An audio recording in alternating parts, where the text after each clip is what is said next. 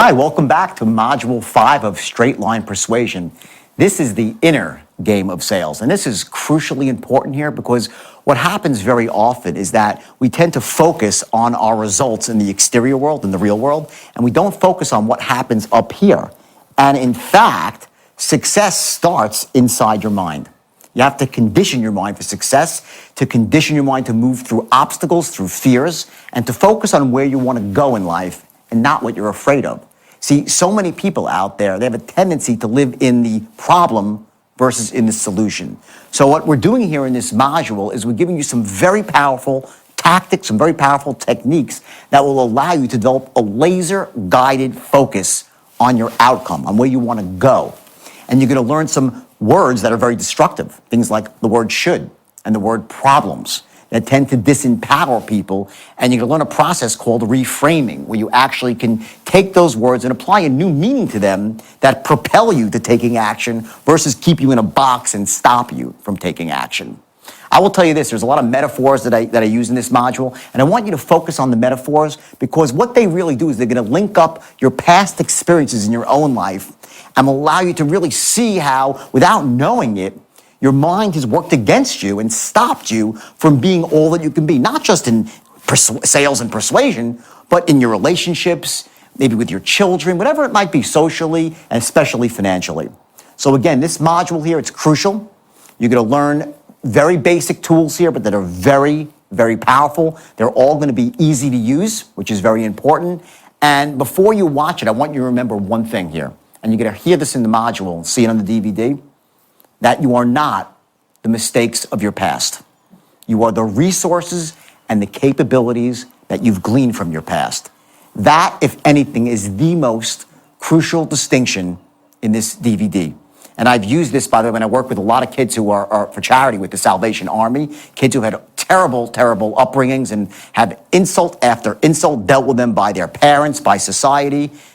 Many are addicted to drugs. They're living on the streets. And when I get these kids in a room for a couple of hours and I work with them closely, the core message I get through to them is that everything that happened in your past that was an insult or that hurt you, it now becomes muscle for you to go forward, to get that learning from the past and to get tough, to be able to go forward right now, to move through fear, to move through uncertainty, and to move through self-doubt, most of all, to keep your eye focused on where you want to go.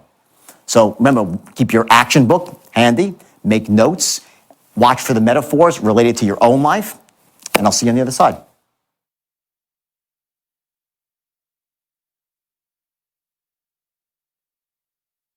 I talked about Bobby Koch, okay? The guy who had an IQ of over Forrest Gump, right? Became a millionaire. He's a fabulous guy. And what Bobby Koch really exemplified, that trait he has, which you could call your standards in life, the standard you hold yourself through, what you will not settle for less than, okay?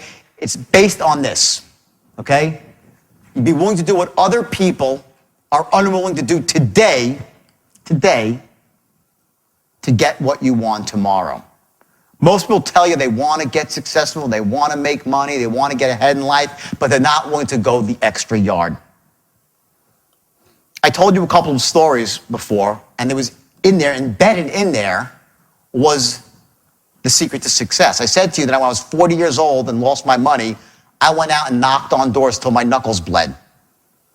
No one else was willing to do that. I'm sure some of you were, but where I was, no one would do it. So I cornered the market in that, and I made a fortune. When I decided I wanted to become a speaker, I holed up in my house, just so you know, and not about this stuff. The straight line is I'm unconsciously confident. I can teach this in my sleep. But I'm talking about other stuff. I do wealth creation on a different level, right? When speaking to entrepreneurs, and I had things I needed to learn and hone my own skills. I worked for months and months and months and months nonstop, reading and reading and reading and writing and writing and writing my own thoughts, develop my own language patterns, because I knew that if I wanted to be really, truly successful at the highest level, I had to be the best, and especially the best I could be. Now I'm bearing the fruits of that. But people say, oh my God, you just started this business. You started to be a public speaker last year and you're on this massive world tour. No, I'm not. I didn't start this business last year. Hey, I started when I was 20 years old or 16 years old hustling ices on the beach. Who here's been a hustle since they're a teenager? Raise your hand. I bet you a lot of you are. Exactly. Okay, I know. I was out sharing war stories with my class, and he's telling me stories. He's hustling gold watches, Rolex. He's 16 years old. He's out there in Canal Street. And I get it. I get it. That's why he's successful. That's why you're successful. That's why you're successful. Okay, because you've been doing to do what it takes. Caveat, that's ethical, doesn't harm somebody else. That's productive to humanity. You do whatever it takes to become successful. So I'm going to teach you now. We're going to go into the straight line, okay, the actual mechanics of it and the language patterns, okay? And I want you to understand that for some of you, it's going to take some work because, you have your language skills are a bit lower down on the totem pole right now. You're not natural closers, so some things might take time. But if you want to be successful, and I promise you, so if you're the sort of person that's going to struggle a bit, don't worry. The beauty is in the struggle. The beauty's in the struggle. Once you get there, it's great, you enjoy it, but the beauty's in the struggle. That's the way life is. I told you the first word that's the most destructive in the English word was what? Should, right? Should. What should you? When you shit all over yourself. That's what you do. Okay, it's the procrastinator's favorite. I should have went out. I should have done my taxes. Oh, shit, I got to do my taxes. I should have done this. I should have done that. And they don't do anything. That's should. The second most destructive word in the English language is this.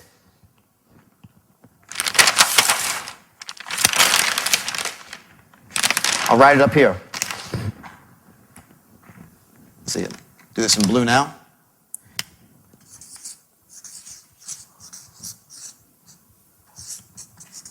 Problems. Everybody's got a freaking problem.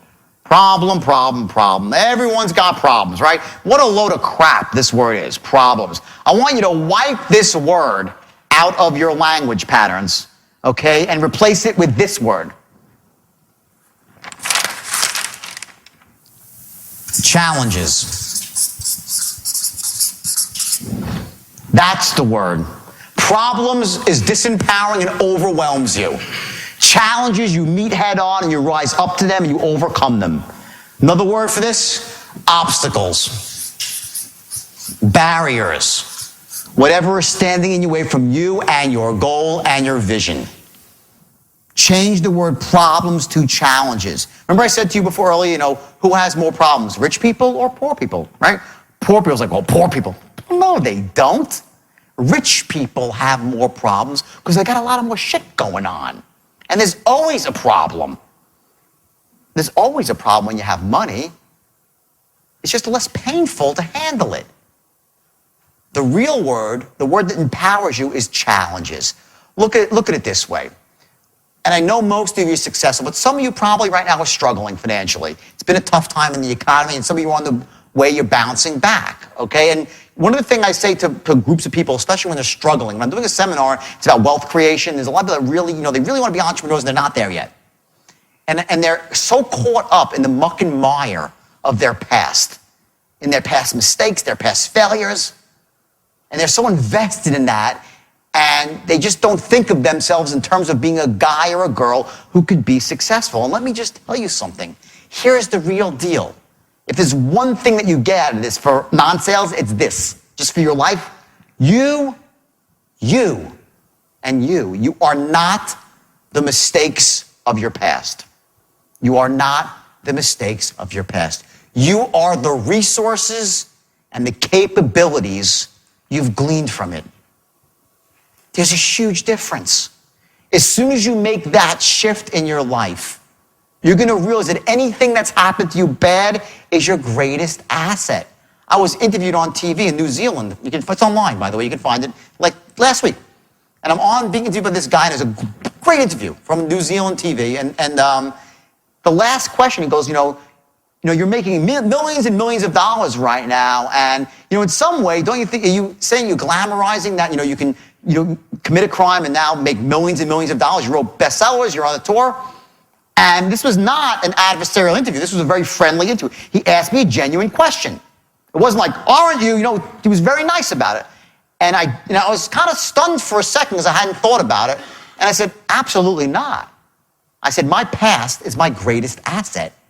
What happened to me, now I'm proud of what I did, and I feel bad. I have remorse. Remorse, not guilt. Guilt is a loser's emotion. Remorse is the emotion that allows you to move forward and do things right. Guilt's like, oh, I feel so guilty, oh, woe is me, and you want sympathy, oh, poor you. That's bullshit. Remorse is the empowering emotion. My past is my greatest asset. My past has allowed me to have the credibility to stand up in any room and know that I don't just talk the talk, but I've walked the walk, that I've made mistakes. I represent the people that are down at the bottom, no matter how low you've fallen on the totem pole of life, of relationships, of love, anything. I lost everything, not just my money. I lost my wife. She walked out the door the day I got indicted, guys. The day I was walking down the courthouse steps and she said, I want a divorce. Imagine that. Not that I was a model husband or anything while I was married to her. Those who read my book know that. But my point is this. In one day, I lost my freedom, my money, and my family. And I wanted to crawl up in a hole and die. I wanted to crawl up in a hole and die. So if you're in a spot in your life right now, I hope you're not, but if you are, I want to tell you something. There is no level, no matter how low it is, that you can't come back from like gangbusters. Because I did it. I'm living proof of it. I'm living proof. And I came back harder and higher than I ever was at, in a way that empowers other people, helps people, where I'm now, they called me the guru of anti-greed in the biggest newspaper in Australia. You know how, honestly, you know the first person I showed it to, you know who it was? My children. I said, look at your dad. I said, look at this. I said, read this article. They called me the guru of anti, and I was proud. More than the money, more than any fame I might get. When I saw that, I had to show it to my son and my daughter. That's what it's all about. So I don't care where you are in life. If you're not where you want to be, that's okay. You're not your past. You're the resources and capabilities that you've gleaned from it. Make sense, everybody? Yes or yes? Newton's law, an object in motion tends to stay in motion. What that means is as follows. If you are in a bad spot right now, if you're skidding in a bad direction right now, you're going to keep skidding there. It doesn't stop like that. An object in motion will stay in motion. Imagine this. I'll tell you a story. I fly helicopters. I used to fly a lot, helicopters. And when I took my license, to get my license, I had to do something called auto rotations. Anybody here fly helicopters at all? Okay. Auto rotations is when, if the helicopter engine dies, you can land it without an engine by allowing the helicopter to go into a controlled dive.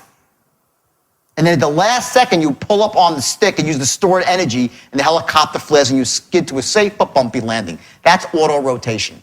Okay? So my captain said, he was a wild man, my captain, because he was also the captain of my yacht, which we actually sank because we drove it out into a storm. He says, listen, here's the deal, okay? Auto rotation is simple. You're going to dive down at a 45-degree angle with no engine, and at 50 feet, you're going to pull back at the stick. But the key is, do not look at the ground. You got to look forward to where you want to go. You look forward with your eyes, with your focus, and your body will take you there. I was like, well, okay, that's great. That's what I teach people in seminars. Like, focus on where you want to go and you'll get there, right? Great. We go up and sure enough, we had to actually turn the engine off. We had to practice this. I was like, what a stupid idea this is. Can't we do it in a simulator? No, you can't do it in a simulator. You got to do it for real. So we go up there. I'm like, no problem. I'm, strong. I'm tough. We go out there. He turns the engine off. We start diving down at 50 feet. I start pulling back. I'm like, holy shit. And I'm looking at the ground. I can't take my eyes off the ground. And I'm going. He takes my chin, he yanks it up. So I look forward. I pull back on the stick and I go to a safe but bumpy landing. Ironically, I knew not to focus on what I was scared of, but that's human nature. We focus on what we're afraid of, and we crash into it. Because on what we focus on is where we go. Where focus goes, energy flows. What you focus on expands in your life. So if you're in a skid right now, here's the metaphor for your life. If you're not going where you want to go right now, don't say, oh my God, things are so bad, things are so bad. Boom, you crash right into it. You set a goal, and you look at the goal, not the problem. You don't invest yourself in the problem, you invest in the solution. And you keep looking at it. Now, what happened is this. When the helicopter was diving at 50 feet and I pulled back on the stick and I looked ahead, did it continue to dive? Yes. It had momentum.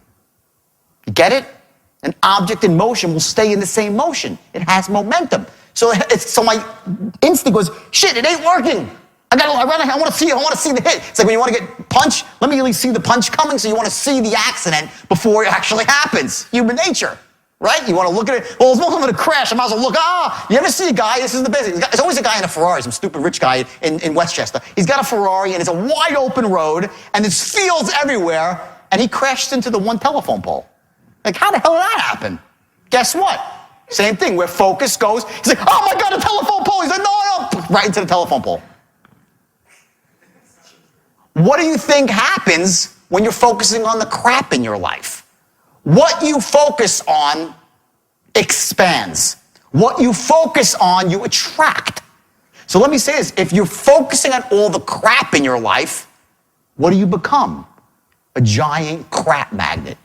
You attract crap to you, and it gets bigger and bigger until you fall in an avalanche of it and get destroyed. So here's the irony. So he tells me this, and I'm like, geez, I knew to look up ahead, but I couldn't do it. I said, well, let's do it again. I had to do it again. We went back up again.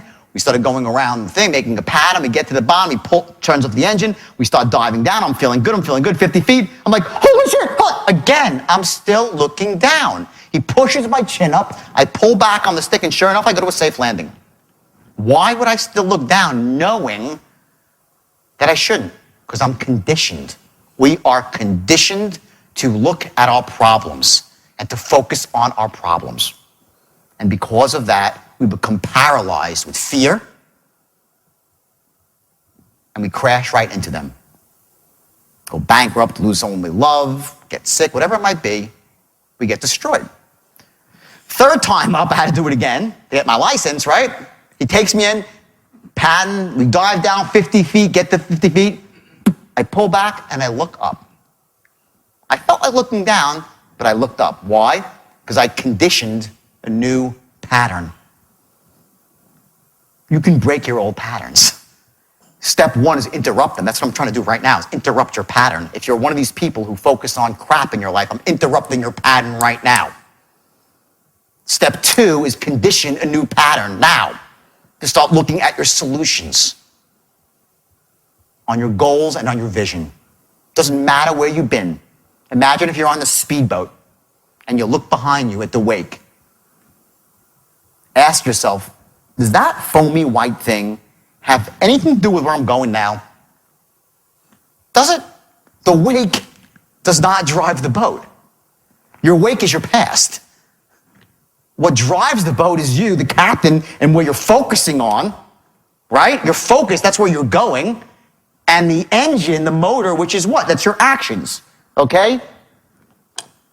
The state that you're in, this resourceful state to be taking action and focusing on the good stuff versus the crap. That's called being not a creature of circumstance, but a creator of circumstance. You set a goal, you focus on it, laser guided, like the straight line. When someone walks in the door, if you're a salesperson, on the phone, your focus is on the close. Everything else is all the noise in between. It's life. So you condition a new pattern and you move forward. It's as simple as that.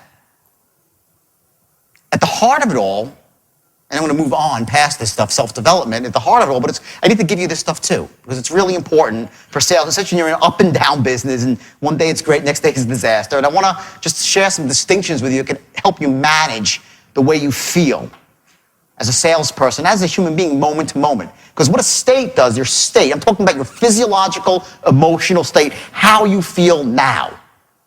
There are states that lead to wealth and success. I said a couple before about sales: certainty, clarity, conviction, confidence. In your personal life, are those the best states? Maybe not. Maybe it's love, compassion, understanding, empathy. Those are very empowering states. Master the ability to be in those states, and you got something. Conversely, there's disempowering states, which are fear, jealousy, greed. And on the opposite Ambition would be the empowering state, right?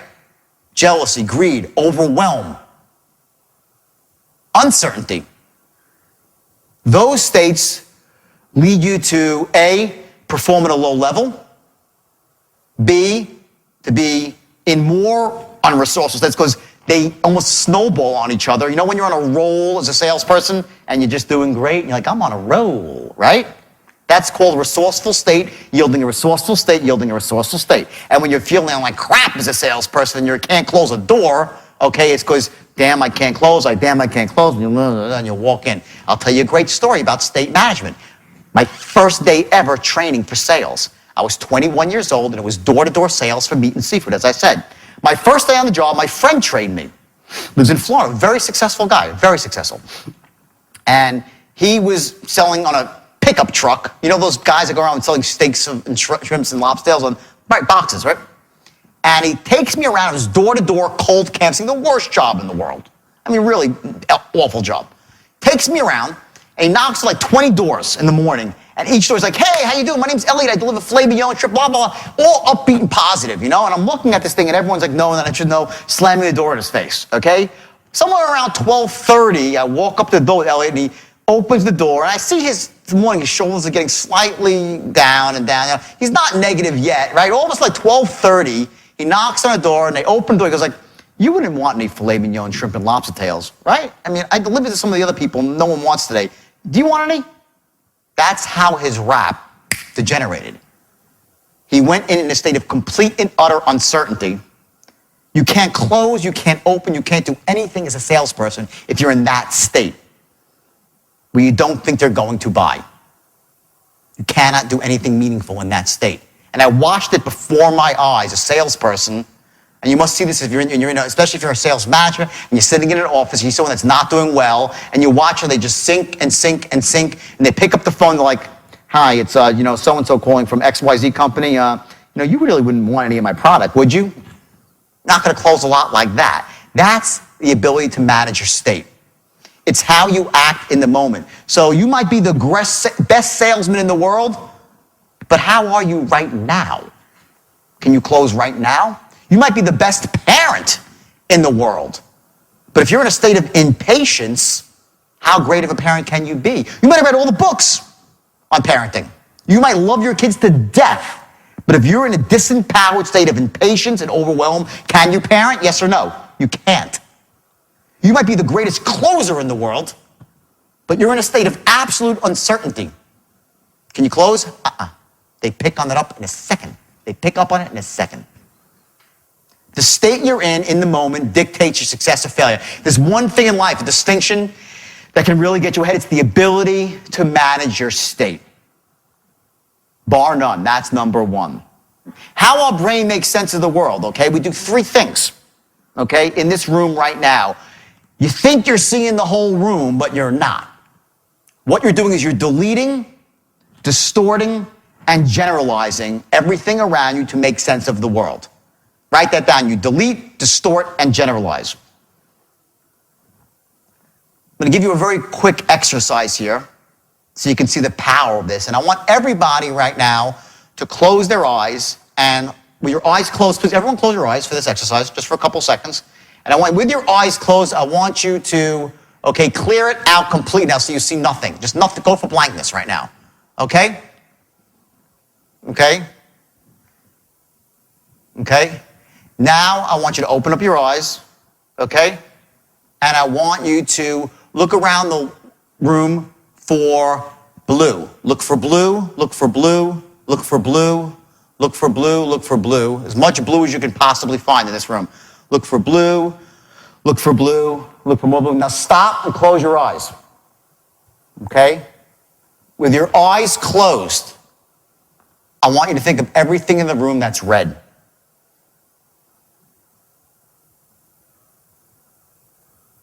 So I bet you see a lot more blue right now than red, right? Now open your eyes, and now start looking for red. Look for red, look for red, look for red. Look for red, look for red, look for more red. Okay, great. You see a lot more red now that you're looking for it. Carpet's red, right? Her shirt is red, right? The exit sign is red. The Coca-Cola, the bottom of the top is red, right?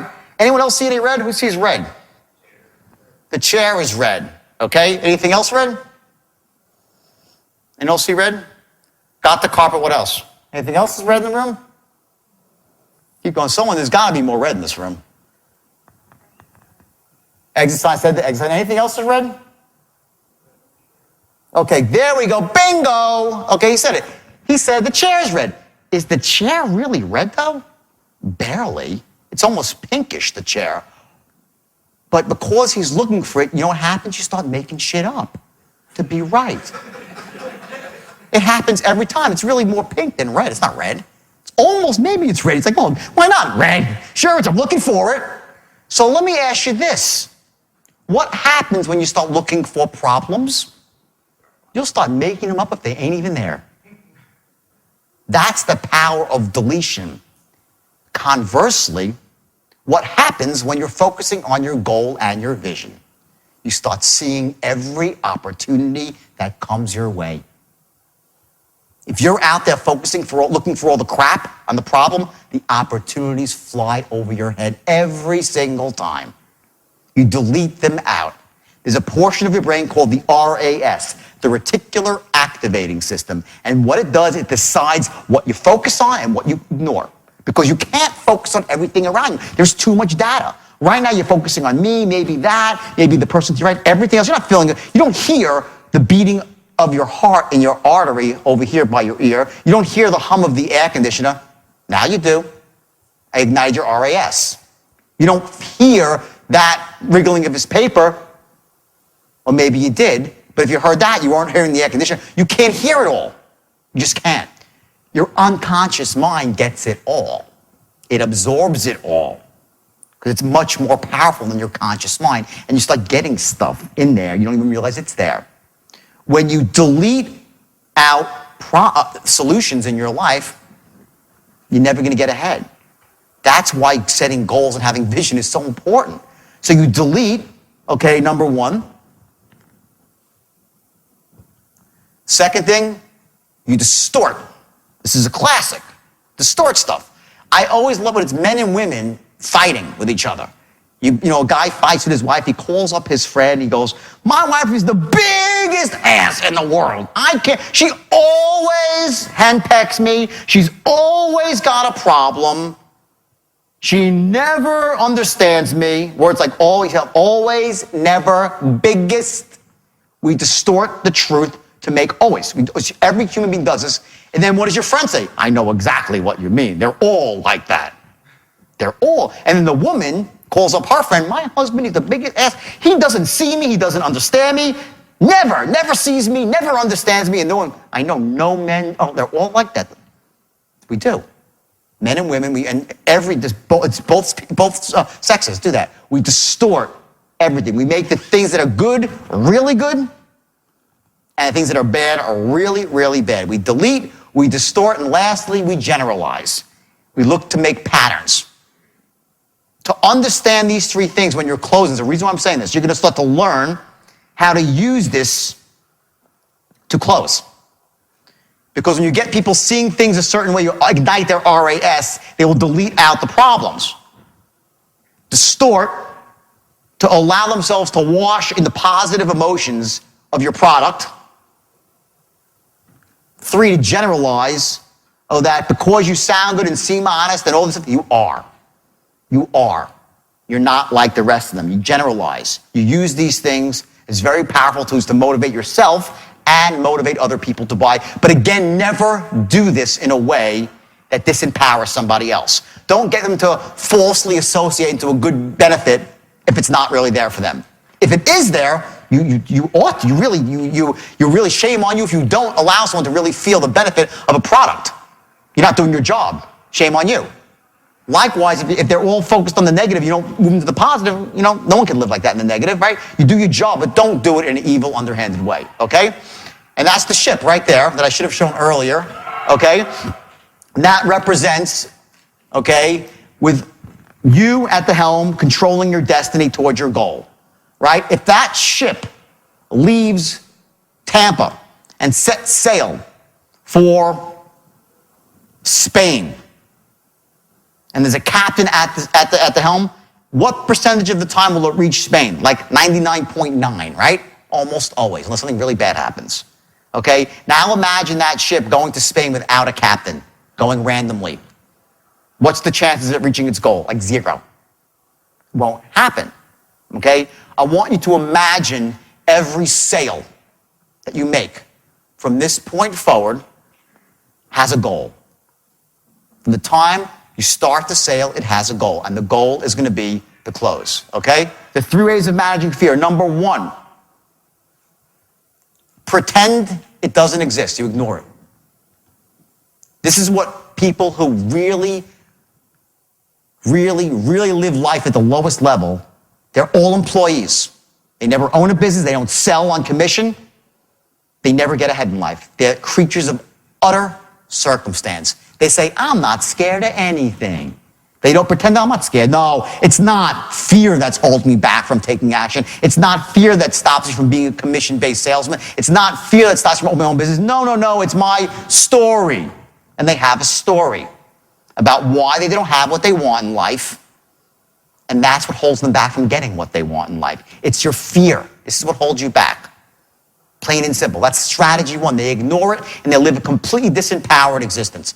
This is the next way to manage fear. You act in spite of fear. This is what I did for many, many years. When I first started, and I still struggle with it today, by the way. I bet most of you in this room probably live this way. You're scared to hell, but you still act. You're scared to fail, but you act. You're scared to do something, you act. You're scared to go up to a roller ball, but you do it. When you live this way, you become very wealthy, but very miserable. You become anxious. You feel anxiety. Because what's happening is you're scared to do stuff. You're scared about your outcomes. You live in fear, but you act anyway. You don't let it disempower you, but you let it give you those terrible feelings inside of anxiety. I lived this way for many, many years. When I first met my girlfriend, she's like, I have never met a guy like you. You are just not scared of anything in terms of business and success and finish. You're not scared of anything. You go out and do it. I'm like, whoa. I said, no, I'm really scared. I just don't let it stop me. There's a difference. Of course I'm scared. I just act. That's not the best way to manage fear. The best way to manage fear is this, is to understand it and accept it. This is how you really manage fear and live an empowered life with positive emotions, not just money, but you live your life at a higher emotional level. And what that really means, when I say understand it and accept it, what it means is this, is to just accept the fact that most of the fears that you feel are smokescreens for deeper fears. And there's 2 fears that have really run deep for all human beings, and I'll tell you what they are. And the first is that in some way, on some level, you're not enough. You're just not enough. You're perceived by people that you love and like, you're not enough. You don't measure up. I had that fear my whole life. And I worked really, really, really hard to measure up, which is difficult when you're 5'7". Maybe 5'6 3/4. But either way, okay, I worked my whole life to measure up because in my mind, I felt like whatever it is, like, I wasn't enough. Okay? And I worked really, really hard. I don't know why I felt it, but I just did. I'm just being honest with you. And guess what? If we've all felt this way. If you're lying, if you're saying, no, not me, of course you did. The second fear that runs even deeper than not measuring up is that if I don't measure up, I won't be loved or accepted and liked. They won't love me. And I really felt that one too. And I'm sure at one point in life, not every day, you all have. You develop smoke screens to get around that. It's such a powerful, deep-seated fear. And it comes back, you know what it comes back to? When we were babies, it's not your fault or my fault. When we were babies, we made a very, very bad generalization. You know, we delete, distort, and generalize. The generalization that we made is we equated attention and love as the same thing. We made that mistake as when we were this big. You know, one day we were crying and we were perfect. They loved us. Our parents loved us. We were babies. We were perfect. We could poop in our diaper. They loved us. They loved us. And all of a sudden, one day, you weren't that cute anymore. You were like a year and a half and you cried. They're like, stop it. And you're like, what the hell happened here? I had it really good before. You know? Some babies are like, wow, and no one loves them, no one likes them. Then all of a sudden they fall down, they get hurt, and their mother runs, oh my God, And we find one of these people, we call them problem people. They know they get attention by having problems. If they hurt really bad, people will love them and they'll get attention. You have problem people. Other people, what happens is they, feel neglected, they're not getting that connection right, and all of a sudden they get up, they start to walk again, and mom's like, oh my God, the baby's walking, look. And an achiever's born. And they get their attention and love through achievement. That's what I did. Okay? Other people, okay, they're babies, they're not getting the attention, they feel that loss of love, and they go out and they break something. What did you do? They got the connection back. You got people that are always breaking shit. They're broken people, and they get the connection like that. Pleasers, breakers, achievers, problem people. There's a million ways to get the connection and love back. Which one are you? I'm an achiever. We all have our strategies we run to get the connection back, but at the heart of it all is this irrational fear that we won't be loved and we're not enough. When you accept that, when I actually took that into my heart and realized the truth is it doesn't matter whether I succeed or fail. My kids love me. My significant other loves me. My parents love me. My friends will love me. Once I got to that point, it allowed me to then operate at the highest level and feel good about it and not be miserable every single day about my outcome. You follow that concept? Okay, it becomes much different then.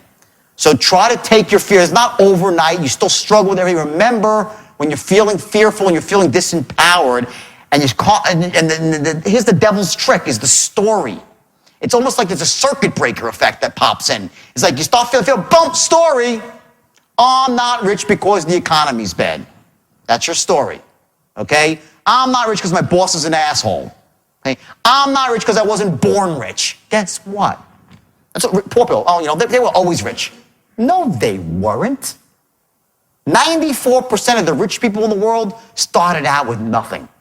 And I'm one of them. I know there's others in this room too. Okay, so it's all excuses, it's all crap, okay? The system basically works, okay, it's the bottom line. You have to sell yourself, not just on the straight line, but on your own life, okay? When you focus on your life every day, you look at the successes, not the failures. I will tell you, and I had dinner with Mike last night, and we talked about this. It was very funny. He's like, God, I can't tell you how many failures I've had in my life. He started raffling with 12 businesses, fail, right? But at the end, and this is two guys talking about it in conceptual terms, right? To understand human performance, right? But I can promise you this, that when I go out into the world and I'm thinking and acting, I'm only remembering my successes. I don't invest myself in my failures. At the end of the day, it's the successes that you celebrate and you build on them. If you set a goal, I assure you this, and you will set goals today, I assure you that if you set a goal and there's 6 or 7 things required to achieve that goal, you will fail on 4 of them. You will. And I will use the word failure in a very special way because it's really feedback.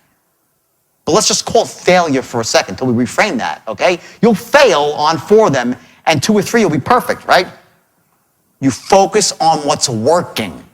At the end of the day, you build on what's working, not on what's not working. You focus on your successes, you get yourself into a peak state and you move forward. You change your approach for what's not working. And that's how you move forward in life, okay? We're gonna set right now, okay, 60-day goals. I wanna explain to you exactly what you gotta do here, okay? It's very simple, okay? I want you to set a goal, and I want this goal to be specific for the amount of money you wanna be earning at that point. I want you to break it down into how many sales you need to be closing to get to the point you want as a salesperson. Mostly salespeople here. How many hours a week you gotta be working or a day. How many dials, whatever it is. I want you to get very specific on exactly what you want. I want you to set your goals, I said, not up at the ceiling. You raise your hand as high as you can and just a little bit more. That's where your goal should be. Reachable, but stretch. The greatest cause, the number one cause of mediocrity in this world is not that people set goals that are lofty and miss them. That's not what happens.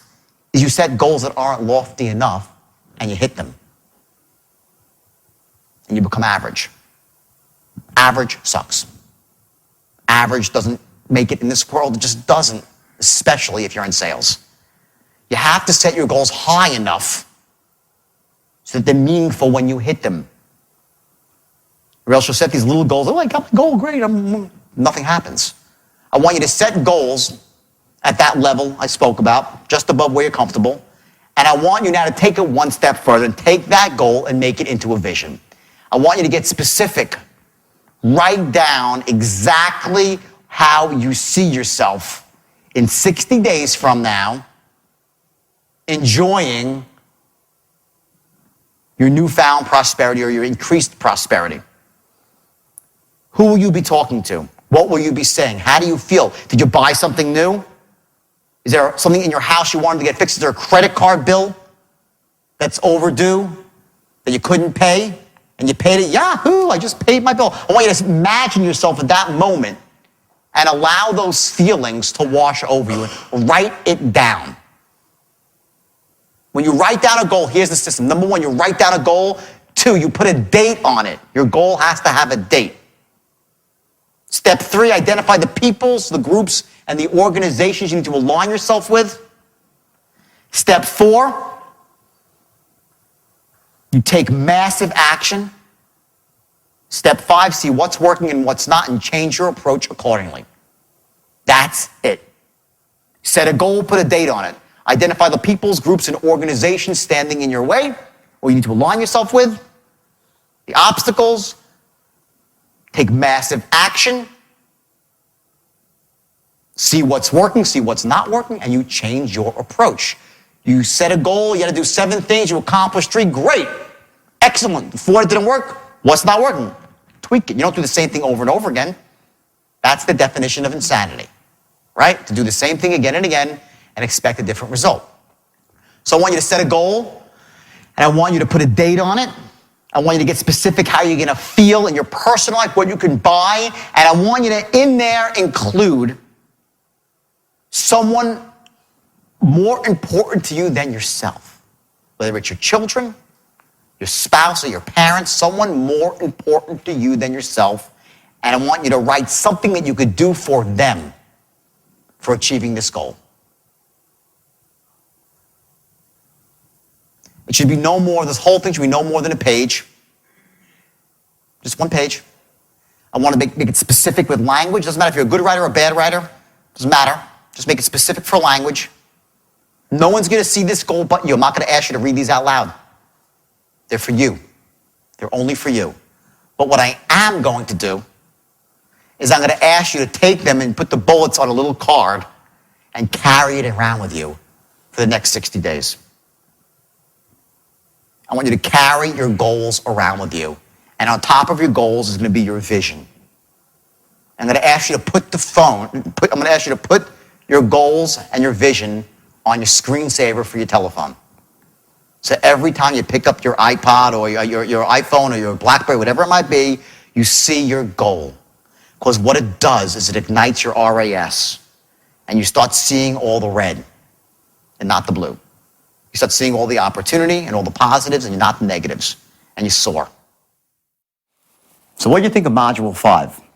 For my money, Module 5 is perhaps the most pivotal module of all because that's the one that really gets into selling yourself, your own mindset, getting yourself prepared to accept the rest of the information here and to act on it and to feel good about it, to not go through life in that disempowered creature of circumstance state where you really think the world happens to you, and to live as a creator of circumstance, to know that the actions that you take on a consistent basis will ultimately yield that result, that laser-guided focus. Remember we spoke about Newton's law that an object in motion tends to stay in motion?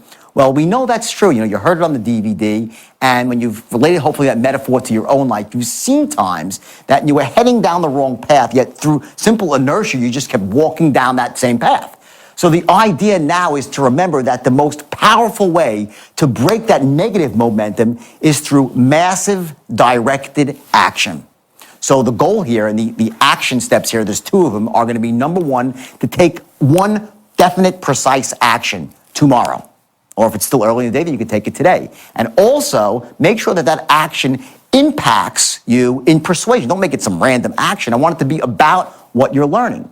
Secondly, we're going to set 60-day goals here and get serious about this. Remember, you got to put a date on your goals, identify the peoples, groups, and organizations that you need to align yourself with, any skills you need to learn, and then you're going to take that massive action. And when I say massive action, by the way, it could be a baby step, because a series of baby steps together yield massive action.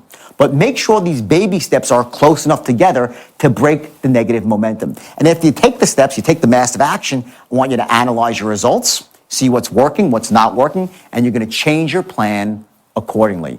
Shockingly, what you're going to find out is there's not that much that's not working for you when it comes to persuasion. And the reason is because you're dealing with a proven system. And that's the beauty of a system. See, rather than having to make all the mistakes yourself and figuring this stuff out, you're dealing with someone like me who's been doing this for, 23 years now, actually 25 years, I'm getting older, and who's trained thousands and thousands of people. And I've seen the struggles that they go through, and I've specifically designed and then redesigned the system to deal with those struggles, to make it ABC simple, step by step, move by move, to allow you to embrace these techniques so you'll be the best persuader you can possibly be.